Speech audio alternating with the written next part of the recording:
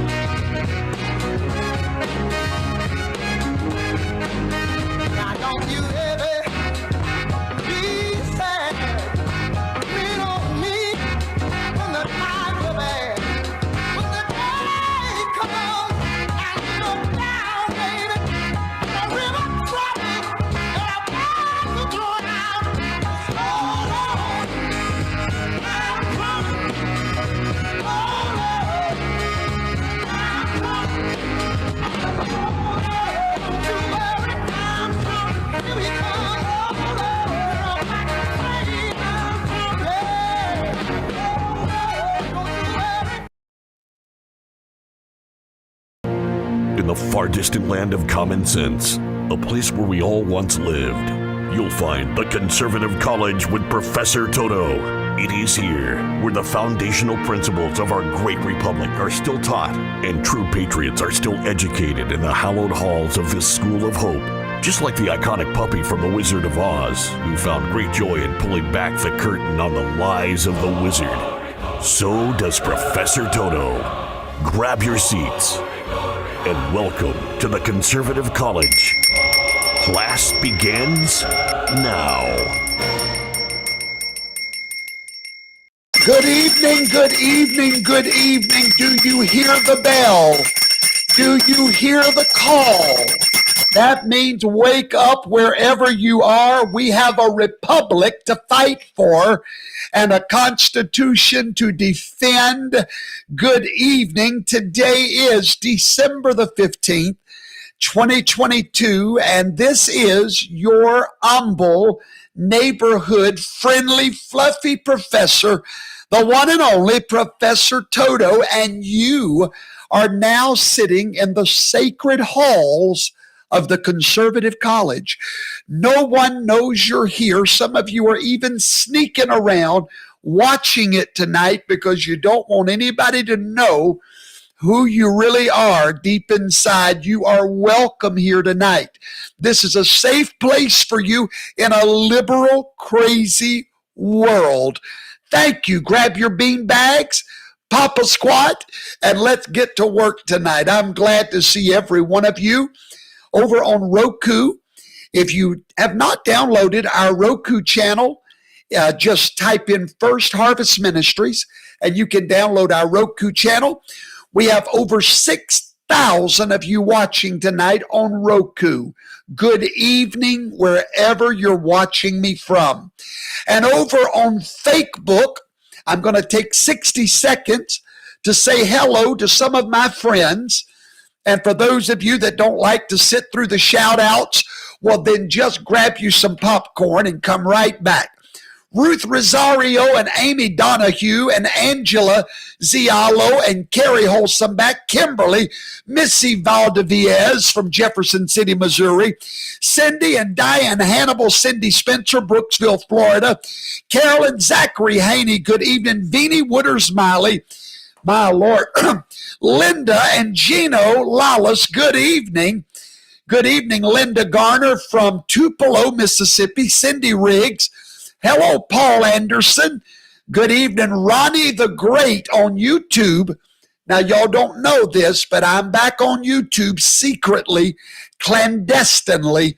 So if you'd prefer to watch on YouTube, type in Shane Vaughn, and you'll find the super secret channel.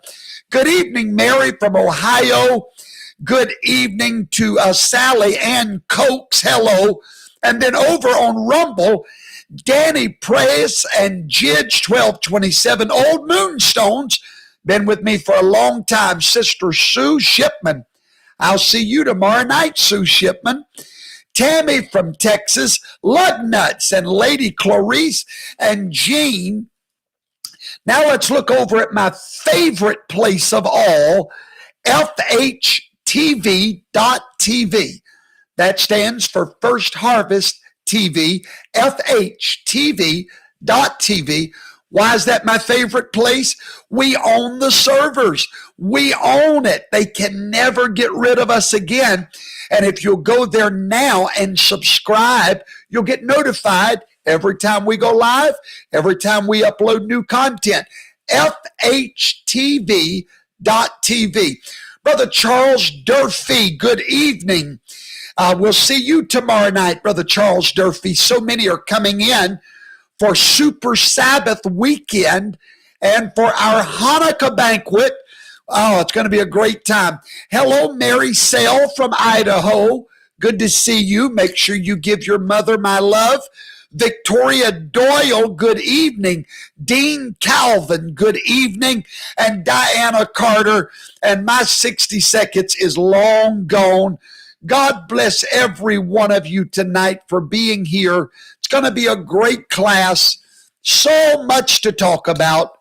You are going to receive a true conservative restoration education tonight. I have two very special guests that I'll be introducing you to later in the class. And you're just going to be blown away by these precious people, members of Toto's Army, folks just like you that are making a difference. And we also have a guest professor tonight, a guest lecturer. You don't want to miss that when we get to the monologue. So hang tight. Well, ladies and gentlemen, today, the 45th and the 47th president of the United States of America was scheduled to make a big announcement. He said it was going to be a big announcement. And well, some way, somehow, they got the releases backwards, and the media had a field day with it about the Trump trading cards. If you don't know about that, don't worry about it. But that was simply a commercial that he released.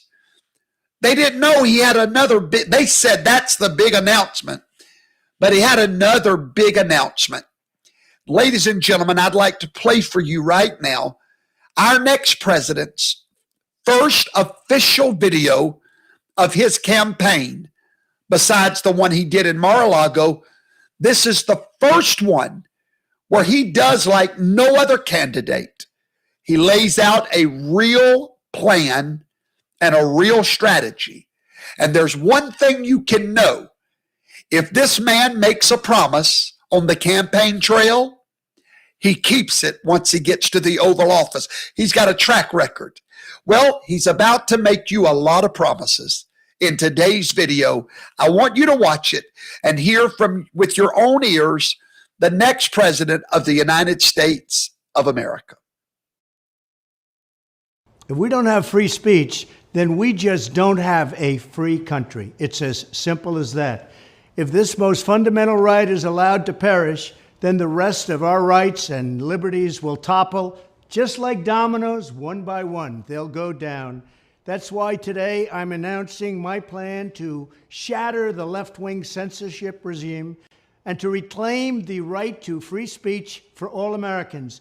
And reclaim is a very important word in this case because they've taken it away. In recent weeks, bombshell reports have confirmed that a sinister group of deep state bureaucrats, Silicon Valley tyrants, left-wing activists, and depraved corporate news media have been conspiring to manipulate and silence the American people. They have collaborated to suppress vital information on everything from elections to public health. The censorship cartel must be dismantled and destroyed, and it must happen immediately. And here's my plan. First, within hours of my inauguration, I will sign an executive order banning any federal department or agency from colluding with any organization, business, or person to censor, limit, categorize, or impede the lawful speech of American citizens. I will then ban federal money from being used to label domestic speech as mis- or disinformation. And I will begin the process of identifying and firing every federal bureaucrat who has engaged in domestic censorship, directly or indirectly, whether they are the Department of Homeland Security, the Department of Health, Human Services, the FBI, the DOJ, no matter who they are. Second, I will order the Department of Justice to investigate all parties involved in the new online censorship regime, which is absolutely destructive and terrible, and to aggressively prosecute any and all crimes identified. These include possible violations of federal civil rights law, campaign finance laws, federal election law, securities law, and antitrust laws, the Hatch Act, and a host of other potential criminal, civil, regulatory, and constitutional offenses. To assist in these efforts, I am urging House Republicans to immediately send preservation letters, and we have to do this right now, to the Biden administration, the Biden campaign, and every Silicon Valley tech giant, ordering them not to destroy evidence of censorship. Third, upon my inauguration as president, I will ask Congress to send a bill to my desk revising Section 230 to get big online platforms out of censorship business. From now on, digital platforms should only qualify for immunity protection under Section 230 if they meet high standards of neutrality, transparency, fairness, and non-discrimination. We should require these platforms to increase their efforts to take down unlawful content such as child exploitation and promoting terrorism, while dramatically curtailing their power to arbitrarily restrict lawful speech. Fourth, we need to break up the entire toxic censorship industry that has arisen under the false guise of tackling so-called mis- and disinformation. The federal government should immediately stop funding all nonprofits and academic programs that support this authoritarian project. If any U.S. university is discovered to have engaged in censorship activities or election interferences in the past, such as flagging social media content for removal of blacklisting, those universities should lose federal research dollars and federal student loan support for a period of 5 years and maybe more. We should also enact new laws laying out clear criminal penalties for federal bureaucrats who partner with private entities to do an end run around the Constitution and deprive Americans of their First, Fourth, and Fifth Amendment rights. In other words, deprive them of their vote. And once you lose those elections, and once you lose your borders like we have, you no longer have a country. Furthermore, to confront the problems of major platforms being infiltrated by legions of former deep staters and intelligence officials, there should be a 7-year cooling-off period before any employee of the FBI, CIA, NSA, DNI, DHS, or DOD is allowed to take a job at a company possessing vast quantities of U.S. user data. Fifth, the time has finally come for Congress to pass a digital Bill of Rights. This should include a right to digital due process. In other words, government officials should need a court order to take down online content, not send information requests such as the FBI was sending to Twitter. Furthermore, when users of big online platforms have their content or accounts removed, throttled, shadow banned, or otherwise restricted, no matter what name they use, they should have the right to be informed that it's happening, the right to a specific explanation of the reason why, and the right to a timely appeal. In addition, all users over the age of 18 should have the right to opt out of content moderation and curation entirely and receive an unmanipulated stream of information if they so choose. The fight for free speech is a matter of victory or death for America and for the survival of Western civilization itself. When I am president, this whole rotten system of censorship and information control will be ripped out of the system at large. There won't be anything left. By restoring free speech, we'll begin to reclaim our democracy and save our nation. Thank you, and God bless America. President, did you hear it? He has more confidence. Kim Clement made a prophecy. He said that this man would be decisive. And that's exactly what President Trump is. Now, if you don't mind, I would like to go over his list to simplify it for you. Number one, ban federal agencies from colluding to censor American citizens. Number two, ban taxpayer dollars from being used to label speech as misinformation. I'll sign up for that all day long. Number three, fire. I could just hear him saying that. Fire every federal bureaucrat who has engaged in domestic censorship.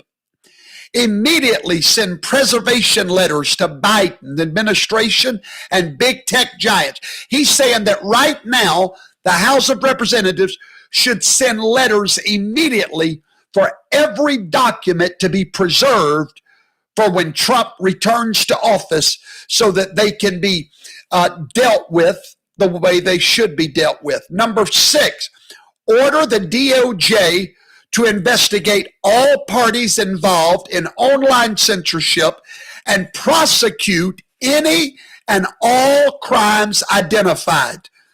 And I'm totally for the next one. Revise Section 230. It's way past time for that. To drastically curtail big platforms' powers to restrict lawful speech.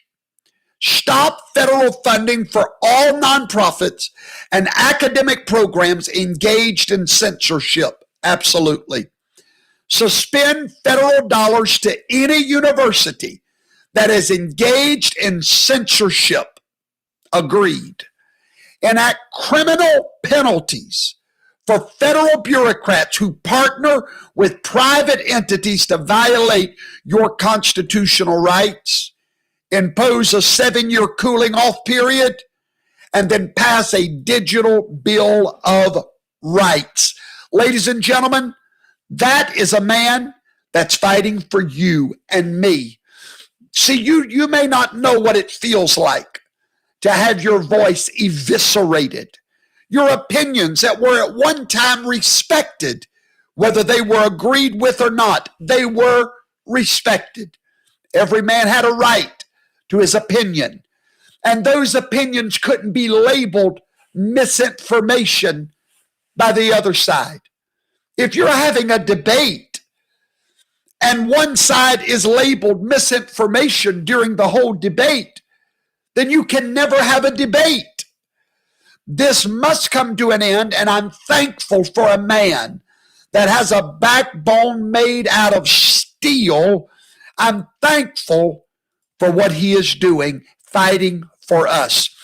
Real quickly, I want to talk to you about something that has been on my heart for many years now. For those of you that's been with me from the beginning, you know, and you may well remember us talking about patriots helping patriots and how we wanted to have a directory of small patriot-owned businesses. Well, we created the Patriots Buying Club, and it's marvelous. You're able to get a lot of your household products there. But it really didn't help a lot of you that might have items you would like to sell to our patriots. Maybe you're a small business owner and you make things and you would love to get your items before Toto's Army. Well, I'm proud tonight to say, after 2 years of trying and failing, we have succeeded with the help of Miss Laura Moran, a member of Toto's Army. She has put together Toto's Patriot Marketplace. Right now, it's only available on Facebook, but we're going to be working on getting a website. But right now, there are almost, I believe, 70 vendors that have their products and their wares in that Patriot Marketplace right now. The link is in the description box below. Now, if you're watching on Roku and you don't see a description box, I'm going to give you the address. It's very simple. Very simple. I say it's very simple and I just forgot. Hang tight. Let's see how simple it is. It is. Are you ready? Go to type in the word bit, B-I-T, B as in boy, I-T, .L-Y, bit.ly / Patriot Market. Patriot Market. bit.ly / Patriot Market. It's like a big Patriot online flea market. And if you would like to get your items in there, then just get in there and get a hold of them. I don't know how it all works yet. And get your products in there. And let's all help one another. And right now, you can go to the description box. There's a link for the Patriot Marketplace where you can go right now and buy some stuff from your fellow patriots. I'm so proud that we have finally pulled this together. And make sure that you go get things from people. I'm going to go in there tonight and just buy from everybody because I want to help our fellow patriots in this bad economy. Thank you for all that checked on us last night. We had tornadoes all around us last night, but thanks be to Yahweh, no one in our congregation was hurt, no one was harmed, and we came out on top. Now let's go over to Arizona real quickly, and I would like to show you what's going on in Arizona. Don't ever think, Arizona, that this is over with. According to official tallies, Kari Lake lost her bid to become the next Arizona governor by just over 17,000 votes. That's a tiny margin in a big state. Now Lake is suing the state's election officials. She says many ballots were not properly counted. She also says her opponent, then Secretary of State Katie Hobbs, worked illegally with big tech to silence voters online. And for the record, that appears to be true. Lake is also citing widespread printer failures in Maricopa County, also true. She says they prevented people from voting. Maricopa County claimed they didn't stop anyone from voting, but has not responded further. We reached out to Kitty Hobbs's office and got no reply at all. Kari Lake joins us tonight. Kari Lake, thanks so much for coming on. So Maricopa County, as far as I understand it, does not deny that a huge number of printers didn't work on Election Day, but they're saying it had no effect?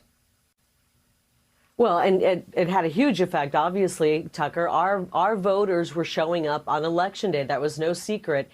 And the minute the polls opened, the wheels fell off. The ballot printers weren't working. There wasn't enough toner in the printers. The tabulators weren't working. It became a debacle. And the lines started forming right away. Some of the lines, 3 hours, 4 hours, 5 hours. And there's video of people walking out of line. People told us, and this is in our lawsuit, that they showed up, they couldn't even find parking because the parking lots were full and the lines were long, and many people didn't even get to vote. And those who did vote, when they went up to get the printer out, the printer didn't have toner in it, so the ballots weren't dark enough. And our voters were showing up and voting 3-1 for me on Election Day. We vote for a full month in Arizona with early ballots, and on Election Day, when the Republicans showed up, the Election Day voting was sabotaged, and that's what our case is going to prove. It's a 70-page lawsuit that reads like a real crime novel, and it's shocking what they did. The man who runs Maricopa County elections ran a PAC. He actually started a PAC raising thousands of dollars to defeat me, and he's running our elections. And then my opponent oversees all the elections in Arizona. It was a conflict of interest, and not only was Katie Hobbs working with big tech to censor people, the man who runs Maricopa County elections, they were also censoring people as well online. I don't think anyone denies that a lot of the voting machinery didn't work on Election Day. I mean, I don't think that's a controversial point that you're making, an observation. But weren't they tested all the day before? They are supposed to be tested, but they weren't tested. They weren't tested in the appropriate way. And they didn't have the basics like toner in these machines. I mean, this is real basic stuff. It's not like we don't know when Election Day is. We can figure out when Election Day is from here to eternity. And they were not prepared. And we will have an expert testifying that this could not have happened by accident. There had to be malicious intent. We have an excellent court case, and we had our first hearing yesterday and set up a time for our trial to begin. And it will be next Tuesday, and we will be presenting a lot of evidence. We have 4 whistleblowers, one that worked for a company called Runbeck, who said there were 300,000 ballots inserted into the system that had no chain of custody. Others who were in the voter signature verification department said tens of thousands of ballots were rejected because there were no signatures or scribbles, and they somehow got thrown in and counted anyways. There are a plethora of problems that went down in Maricopa County, and if somebody doesn't stand up and say we can't have our elections being run this way, then we'll never have another fair election. I mean, 60% of the polling places on Election Day were inoperational or non-functioning. When do we stop and say enough is enough? Would it have to get to 80%? 90%, 100%? When do we say we need to have our elections run fair? I completely agree with you. And if you care about democracy, this would be the top of your list. I'm glad you're doing this. Kari Lake, thank you for telling us about it tonight. Good to see you. And thank you, Tucker Carlson, for having the nerve to be the only one to bring this to the mainstream media. Thank you, Tucker. We owe you a debt of gratitude. And Kari Lake, we're behind you 100%. You fight and you fight. That's what it's going to take. People that will fight the corruption and never give up. So, Kari, we're praying for you. I can't wait to see what happens there. All right. Well, got a lot to talk about tonight. For those of you that's been living in a cave, Professor Toto over the last week has been talking to you about the 17th Amendment. I've been talking to you about unfair Senate elections, which was inspired by the Herschel Walker debacle in Georgia. Well, ladies and gentlemen, I've got to just tell you, evidently I have hit a major left-wing nerve. You know, if somebody's saying something that's just crazy, you know, it's just ludicrous, you don't really pay attention to them. You laugh them off. But when someone is saying something that you wish they would stop saying because there's truth in it, then you try to silence the truth. And so all day today, my emails have blown up with hate mail that would blow your mind from across the nation. This is just one example of my Facebook timeline all day long. On everywhere I post, I am now a threat to democracy. That was the greatest compliment, and I prayed, Father, yes, please let this be true. Let me be a threat to democracy. That would be the greatest compliment besides being a man of God that anyone could ever pay me. Let me be a threat to democracy. And my emails have blown up. Come to find out, today alone, I was featured in 16 that we know about major articles all over the internet. And somebody just sent me an email of a major podcaster that put me out there today. So we've hit a nerve. That's how I know that we're on to something. That's how I know that we have said something that they don't want to hear us say. As a matter of fact, over on TikTok, they have started a movement on TikTok to report my church to the IRS. And I laughed about this because the only reason you report a church to the IRS, these people are so dumb, and I don't mean it the way well, yeah, I do. They're dumb. In order for you to report a church to the IRS, that ministry has to be 501c3, right? I've never been 501c3, nor would I go to a church that was part of a 501c3. I wouldn't give a dime to any organization that was a 501c3 organization. So you can report me all day long, darling. I left Babylon way back yonder.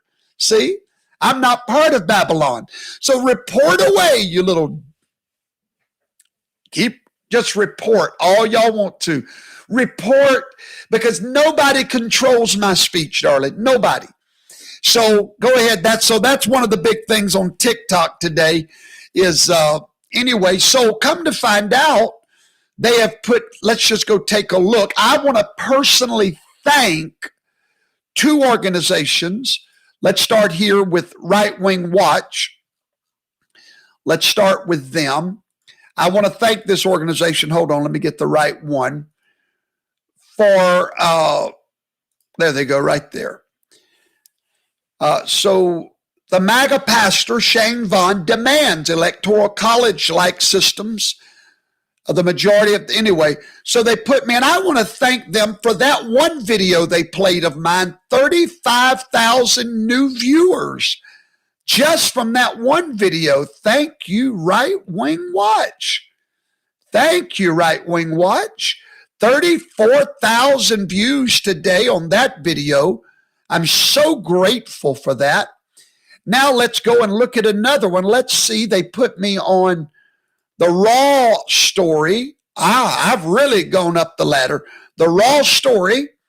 MAGA pastor. I love that title. Thank y'all. Thank you. So kind of you. I'm a MAGA pastor now. Declares the right to vote must be taken away from the people so Republicans can win elections. Hey, guys, I have a better picture than that if y'all would let me send it to you.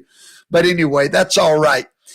So a pro-Trump Mississippi pastor is calling for stripping the rights of the people to elect their senators by creating what he says would be an electoral college for each state so that Republicans can start winning. Pastor Shane Vaughn has had a stroke of genius and wants the election of U.S. senators to bypass the U.S. citizens and be decided by an electoral college in each state. Vaughn used Republican Herschel Walker to make his case. And then they play my videos, and I want to thank them because they had 50,000 views. So just between those two alone today, we've got almost 100,000 new viewers that heard the truth. So ladies and gentlemen, we have truly struck a nerve with these people. And the reason being, because they cannot destroy my message. They can try to destroy me. And that's typically what people do. When they can't destroy your message, what you're saying, then the next thing they do is destroy you. And so these articles never one time attacked what I had to say. And I kept waiting for a rebuttal. Nobody rebutted because you can't rebut. They said that I had a stroke of genius, supposedly, and come to find out, it wasn't a stroke of genius. It was a stroke of the founding fathers. Because what I said, I did not know that our founding fathers had already said that. So I didn't have a stroke of genius. I had a stroke of republic reality. And so that story is breaking all over the internet right now. And it is my prayer that it will break to the people that can help us repeal 17. That it'll find a much larger broadcaster than myself, that where we can get this out. So the other night, and by the way, if you don't know what I'm talking about, you can go back to fhtv.tv and watch the last two broadcasts of Toto's classes where I talk about state Senate races. Well, after my last class, I got a wonderful email from a lady, and I'm just going to go through. I'm not going to read the whole email. Her name is Cindy, and she says, "Dear Pastor Vaughn, I absolutely love your podcast," and she put love in caps. "I watch every Tuesday and Thursday. After listening to last night's podcast on December the 13th, I got so vindicated. First of all, I watched the previous podcast where you talked about the same thing that was later in the Epic Times about the 17th Amendment. Later that day, I read the Epic Times article that you referred to. I teach American history to junior high students in a Christian school. I have been on the Constitution with my 7th graders for the last month. All of my students have their own pocket Constitution. Congratulations, Cindy. And we were doing a week-long activity where they had to use their Constitution to answer questions. We had also talked a lot about the Electoral College, and I proved to the students why it is so integral to presidential elections. We also talked extensively about how senators and representatives are elected. Here is the kicker.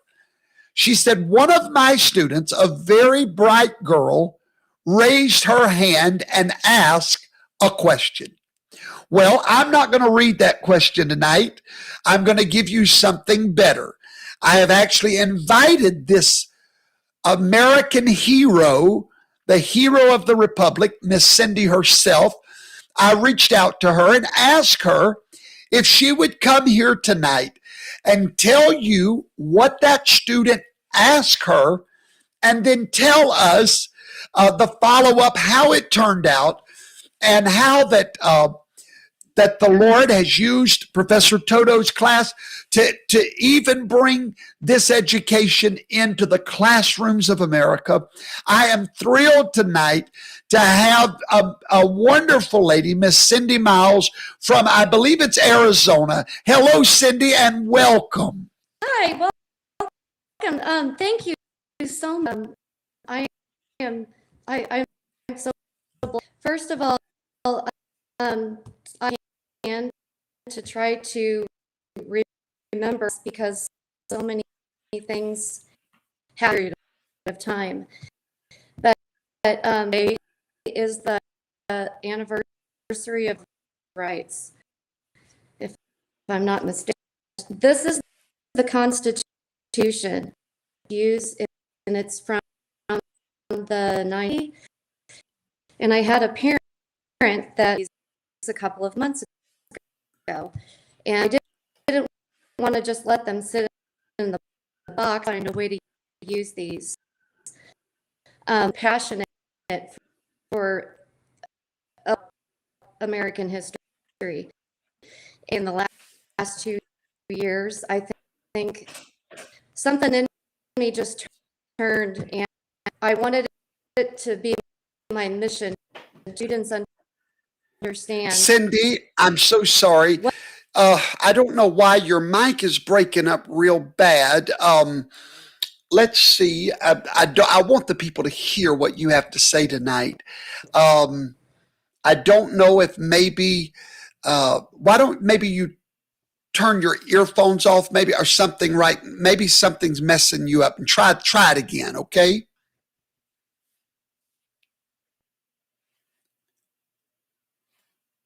There we go. We're going to restart, looks like. Oh, I see her internet connection is bad. I see. Okay, so I'm waiting for her to come back. So while I'm doing that, I'll read to you what the student said, okay? The student raised her hand and asked why, if some of the states have such large cities, why do we not have an electoral college for Senate elections? Now, I want you to hear what this student asked Cindy. She said, why don't we have an electoral college for Senate races? Now, this is before Cindy ever heard my class the other night. This young lady asked that question. And she said, I knew why she asked the question. It was because I had alerted the students to the fact that the largest cities vote for one party. So fast forward a few days later, Cindy says, as the students were working on their assignments and actively reading their Constitution. Cindy, thank you for having these children actually read this Constitution. She said that someone stumbled on Article 1, Section 3, where it explicitly stated what you said in your podcast. And she continues. She said that the senators are to be chosen by the state legislatures. That student immediately questioned, why are we not following what's in the Constitution? Now, Cindy, the teacher, said, I did not have the answer for that at that time, except to say that perhaps one of the amendments had changed it. Funny how I later read that and heard on your podcast exactly what a seventh grader was saying. So guess what I'm going to do today? I'm going to bring closure to my students' questions about this in class. Thanks for helping out a teacher, Toto, who is really trying hard to properly educate children about the truth. My two students I spoke about will also be vindicated. That is Cindy in Arizona, and she has still not gotten back with me, so we may not be able to hear from her more tonight. But Cindy, please accept the gratitude of a grateful nation, a grateful republic, for what you have done with these children and teaching them the truth. Ladies and gentlemen, this 17th Amendment thing is real. And we must repeal the 17th Amendment. It's an attack on our republic. And tonight, you are about to hear from a man that I consider a friend. He is more knowledgeable than I am on these matters. And I've invited him tonight to be a guest lecturer in the Conservative College. He's been on the show before.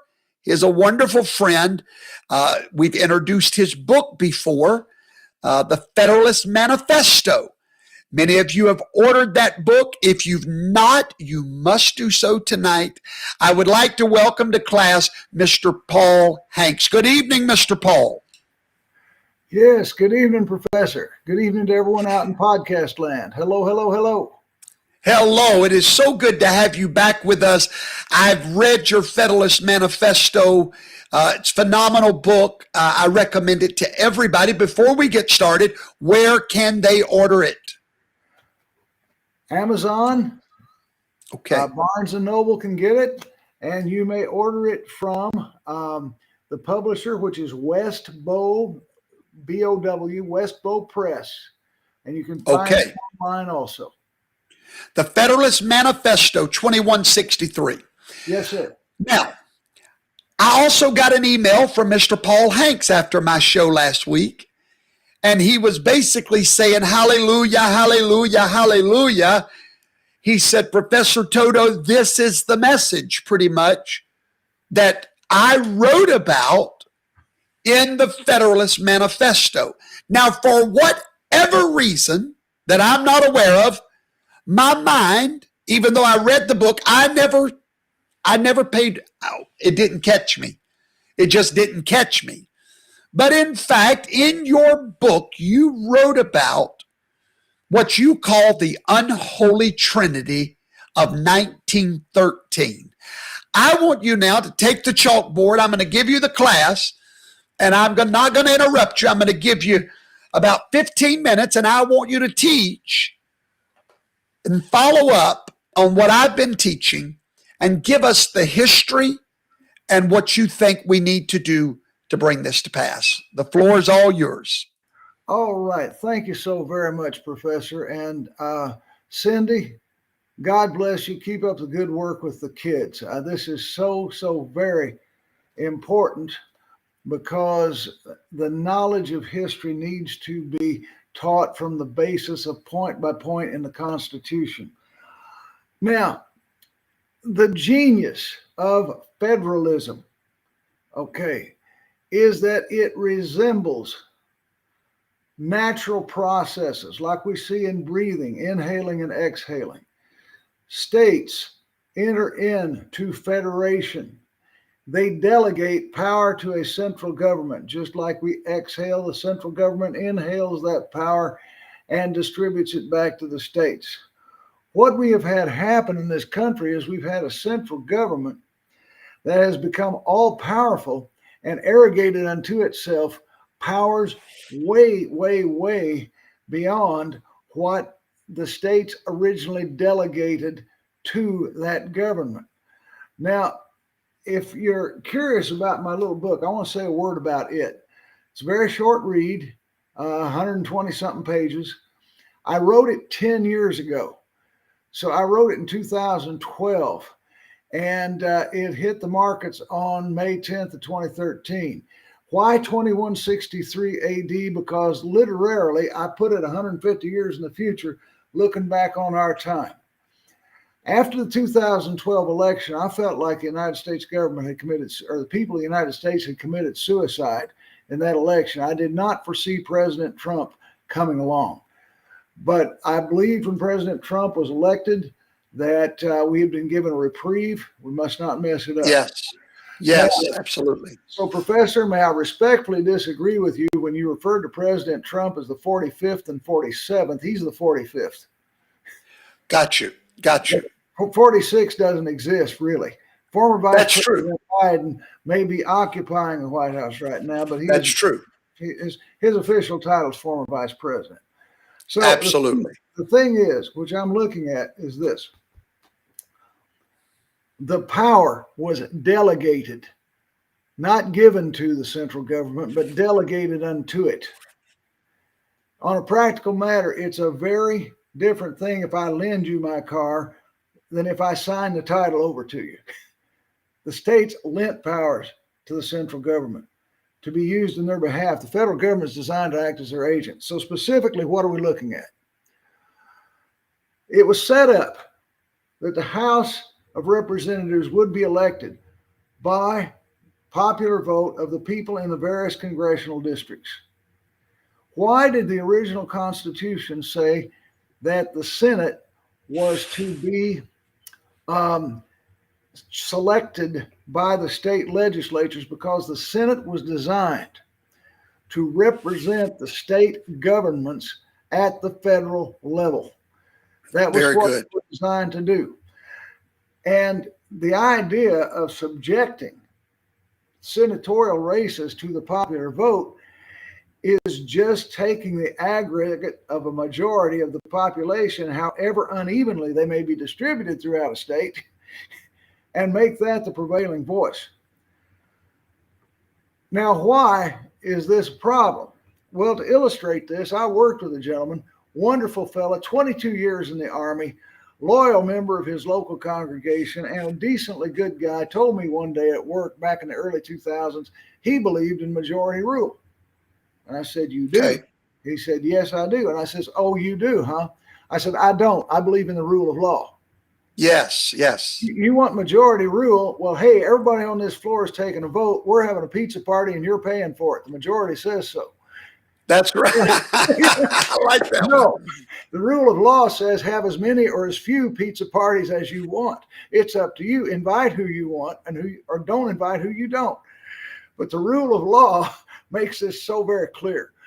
Now, what happens is this. I'm going to take Michigan. I've been a resident of Michigan now for 17 years. I married a Michigan lady. So I'm going to look at this state right now. Detroit, Flint, Lansing, Ann Arbor, Battle Creek, Kalamazoo, and Grand Rapids have enough population in those centers to control the election of the entire state. Wow. And we have had very leftist representatives in a lot of the senatorial offices for many years, as far as I can tell. Now, for those of you who are our friends in Michigan, wouldn't it be something if every legislative district were to get one vote for senator? Right. So that the guy from Dowagiac, right, the guy from Sault Ste. Marie, Houghton, Hart, Saginaw, Bay City, Petoskey, Leelanau. I mean, I could name little Michigan towns all over the place. Port Huron. That his vote was one vote that counted equally with the person from Detroit. There you go. Person from Grand That's a Rapids. republic. Yes, indeed. And in that case, we would have gotten much different senatorial representation. And I think that would apply to most states. Now, a good buddy of mine, been friends for years, lives out in New Jersey. I'm going to say hi to Steve tonight in New Jersey. But he and I— Hey, Steve. Hi, Steve. We've discussed this for years. And he wrote me after the, he sent me a text after, after the Georgia election results were announced. He said, "How could Warnock win with all that red?" Right. And that was my moment of inspiration. Same thing. Yes, sir. Now, what we're essentially dealing with here is restoring what our founders gave us as our legal, historical, and constitutional heritage and inheritance. That's exactly right. And yet they think we're in left field when we talk about these things, but we're actually in the original field. Exactly. Exactly right. And this is, you know, I don't know exactly. You know, there's a thing. Glenn Beck wrote a book years ago called The Overton Window. Are you familiar with that book, Professor? No, sir. Well, the idea of it is that there is a range of where you can increase people's understanding, but beyond a certain point, they'll tune you out. Right. And how do you make sure the message gets and stays in that range so people will stay with you? Now, there needs to be a lot of gradual Yeah. Raising of awareness of what the issues are. There needs to be a lot of incrementalism in how the public is going to be made aware of these issues. Well, you know, Paul, the people that are watching right now, which is multiplied thousands right now, if those thousands of people would simply ask their neighbor, how was senators elected in our nation, in the Constitution, and just start that conversation. You know, when you're at your schools or your jobs, just ask the question, say, hey, how did the founding fathers want the Senate to be decided? And let people answer, because they're not going to know the answer. And then correct them and educate them. And all of a sudden, what happens, that person you just educated, when they go home, guess what they do to their loved ones? And we've got to become an army of knowledge and education.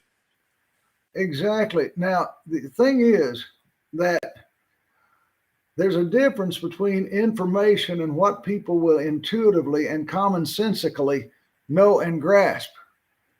If things are presented in a way, just oftentimes just by asking questions, just by challenging assumptions, that can go a long, long way. Now, That's right. You spoke of the unholy trinity of 1913. The other two are the IRS. One of the things I do call for in my book is that there shall be no government agency created to directly tax individual citizens. That all taxation. Before you go there, let me streamline this for our viewers. Yes, sir. Let's streamline it back to where you taught and where many others have told us that this all changed in 1913. They call this the progressive era, correct? That's what I've understood it to be called. Okay. Now, in 1913, our republic fundamentally changed.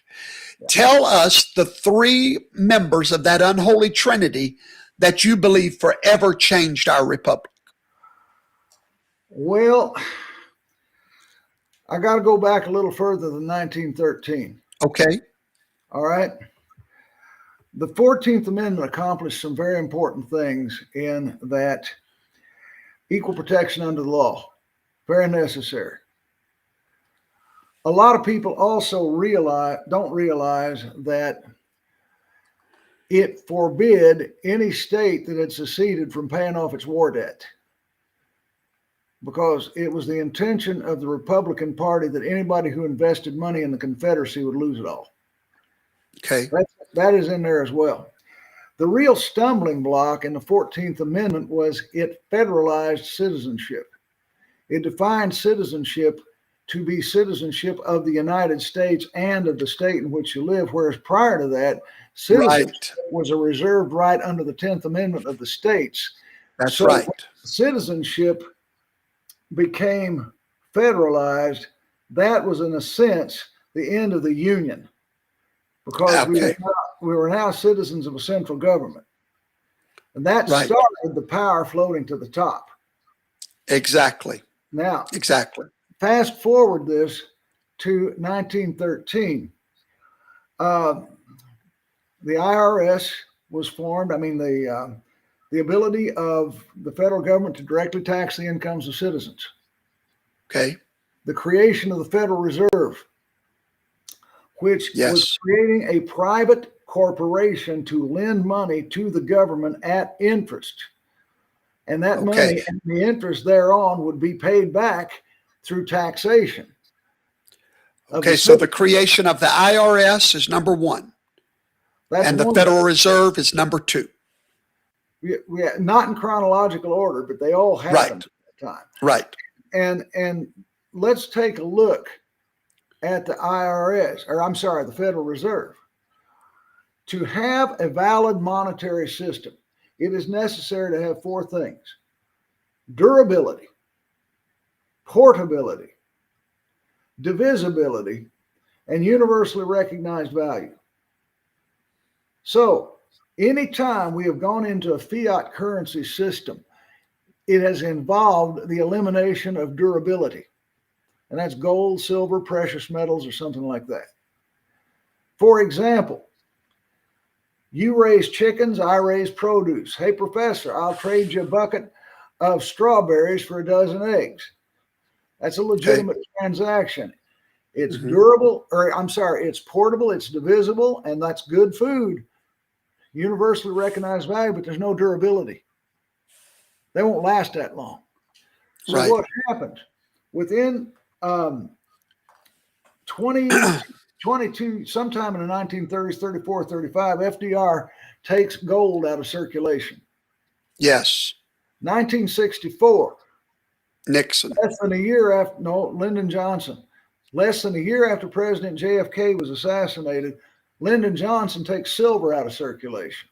Right. Then the price of gold, either 68, 69, somewhere along in there, the price of gold was deregulated from $35 an ounce to let it float according to the relative value to other currencies, et You used to, when I was a kid, well, I'm using that awful term when I was a kid. I'm still the biggest kid in the room. But anyway, when you had a dollar bill, you had 1/35 of an ounce of gold.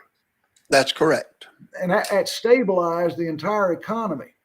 Then in 71, Nixon takes us off the gold standard. At that point, we went from money to currency. Right. And that was a big point there. The other thing, you know, there's a big move right now to go back to the gold standard. Yes. I understand that. Now, as far as the 17th Amendment goes. Yes, sir. It is a desire to basically select the Senate with the will of the majority instead of the state legislatures. The state legislatures have essentially lost their representation at the federal level. Now, and that was a pivotal moment. That was a pivotal moment that fundamentally changed the balance of power in our nation to keep the nation governable. I'm to the point now with such a standoff, and there is no ability to govern anymore. And I think it all goes back to 1913. It very well may. Now, there's another thing I would like to point out from a linguistic point of view. The word Senate, senator, these words come from a Latin root called senex, S-E-N-E-X, which meant an elderly man. They used to talk about somebody getting into their old age as entering into their senescence. They don't use that word much anymore. Right. So the idea of the Senate itself from the Latin is wisdom. Word, wisdom, and the wisdom that should come with the experience of having lived a longer amount of time. That's right. That's right. And we have lost that sense. So that's why I'm one of the very few people that does not believe in term limits for Senate. Well, I don't either. Good. I'm glad to hear that, because I thought I was the only crazy one out there that believed that. Well, that's good to hear. Well, you know, interestingly enough, for those who are interested, they've proposed a 6-year term for the presidency, period, with one 6-year term. And, you know, that has its merits. It has its demerits. You know, after FDR served or got elected 4 times, they passed an amendment limiting the president to 2 terms. So what I'm seeing and what I'm sensing, and I listen to a lot of different reports right now. My work schedule is such that I usually catch your broadcast the morning after.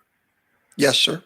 But and other news sources I follow indicate that a lot of people are beginning to seriously question and seriously awaken to certain of these constitutional issues, like something's just not right. It's not. The person who's claiming to be the doctor may be trying to tell everybody how good we all should feel. So what's the matter with you for not living up to my diagnosis?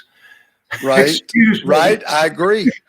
So let's get down to the nuts and bolts here. In this Constitution, Yes, sir. Just last week, Mr. Hanks, just last week, when I was watching that election, I knew in my gut, this is not a republic. This is not how a republic can operate. Now, you had already written in your book years ago about this 17th Amendment, and I promise you, most Americans are 1,000% clueless that the Senate was elected not by the people, but by the people's representatives. Just like the president. The president's not elected by the people. He's elected by the people's representatives in the House of Representatives on January the 6th. And it was done that way for a reason.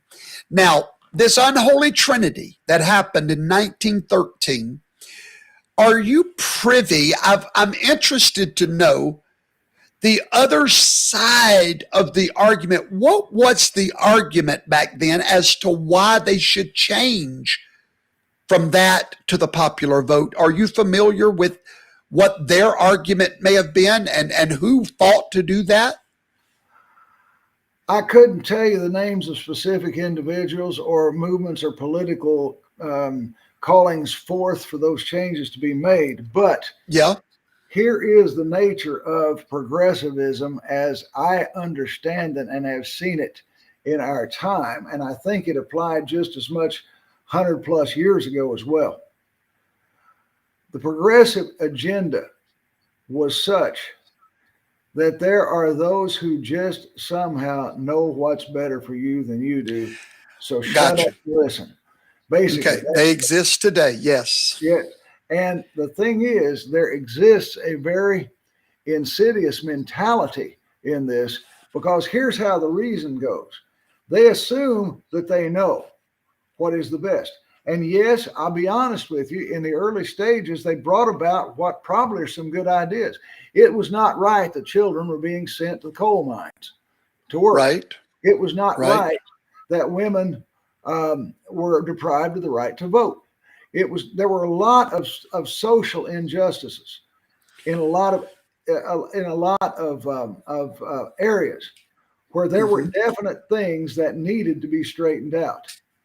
And you know, we got the organized labor movement, which is to me a great thing. Is one of the biggest anti-poverty things we ever had was organized labor, which is freedom of assembly protected under the First Amendment. Right. You know, that type of thing. And a lot of things come out of that. But what a lot of it's come down to in our modern time is this attitude. There is this elite that just somehow knows better than you.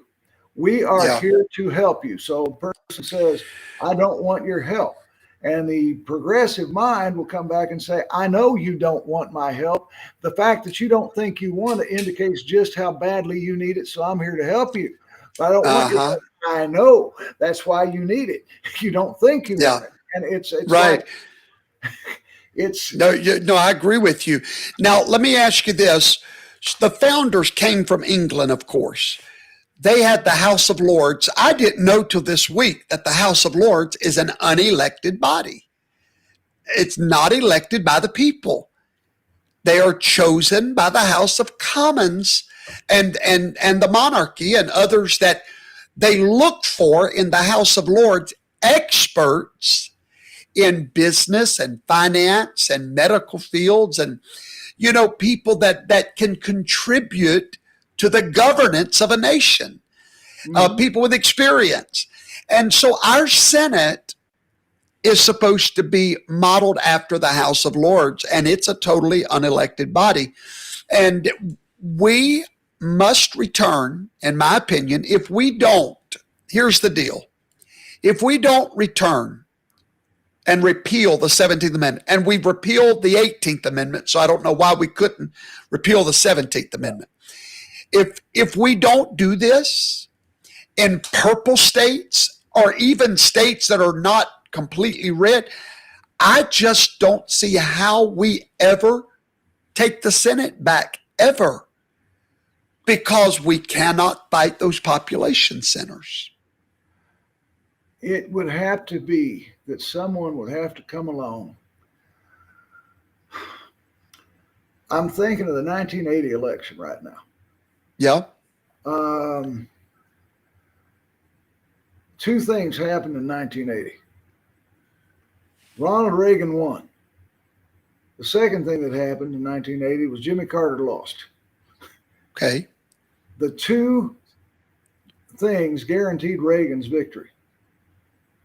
Jimmy Carter lost it all by himself, and Ronald Reagan won gloriously in contrast.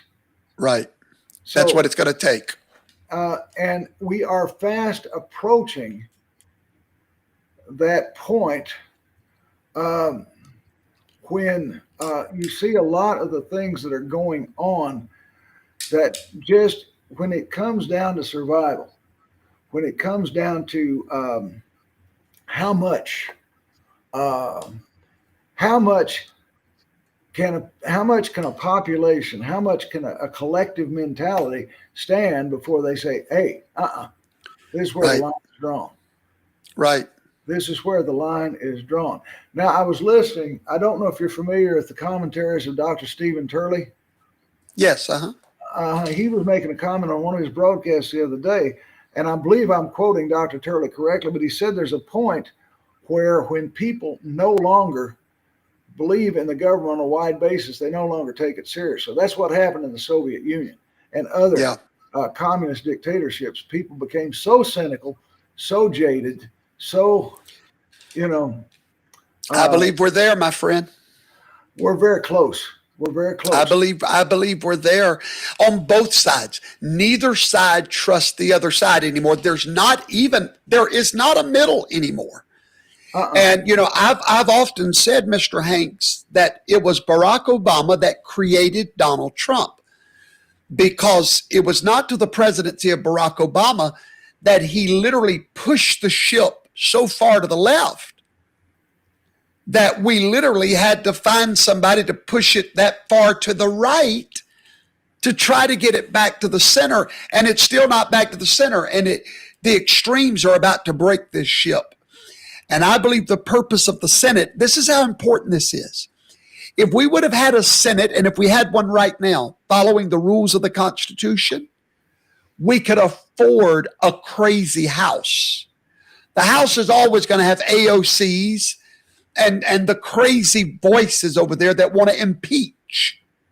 All right?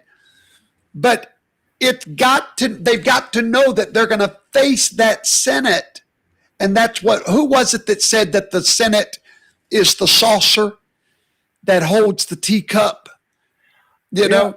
And they, when the teacup spills over, the saucer keeps the thing, So I thank you for joining me tonight. And I thank you for writing about this 10 years ago, however long it was. Mm-hmm. You wrote about this way before it was ever a thought in my mind. I want to thank you for being here tonight. Thank you for educating the conservative college. We appreciate the work you do. Everyone, go and get Mr. Paul Hanks' book on Amazon called The Federalist Manifesto. Thank you, Mr. Hanks. I will see you down the road somewhere at another rally. Looking forward to it, and God bless you for the good work you do. And to all the people who are listening tonight, it's been a privilege. I've enjoyed it. Thank you. Thank you. Good night, Mr. Hanks. Everybody, repeal 17. Repeal 17. It is destroying a nation. And we must understand that it was never intended by the founding fathers for the majority to decide the Senate. Never, never, never. Tomorrow night at First Harvest Ministries is Super Sabbath weekend. We're going to have church Friday night, Saturday. We're going to have lunch Saturday afternoon, a bonfire on the beach Saturday night. We're all going to go to New Orleans for a day trip and lunch in New Orleans. Sunday night is our Hanukkah banquet, and we sure would love for you to come and be with us. If you're within 100 miles of us, hop in the car and come be in church with us all weekend long. Saints are coming in from across the nation. We would love to have you there. From the bottom of my heart, thank you for joining me tonight. Remember, we must repeal 17. Pray that these podcasts would find their way to larger broadcasts, to where we can get the message on some larger platforms. Repeal 17 and why we must do it. Good night, everybody. God bless you, and may God forever bless these United States of America. God bless America, land that I love. Stand beside her and guide her through the night with the light from above. From the mountains to the prairies to the oceans wide with God bless America, my home sweet home. God bless America, my home sweet home.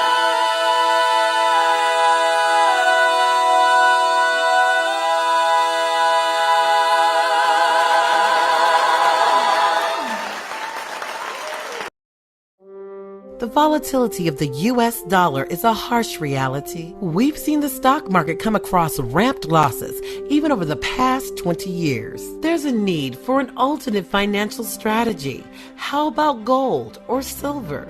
Welcome to God's Money.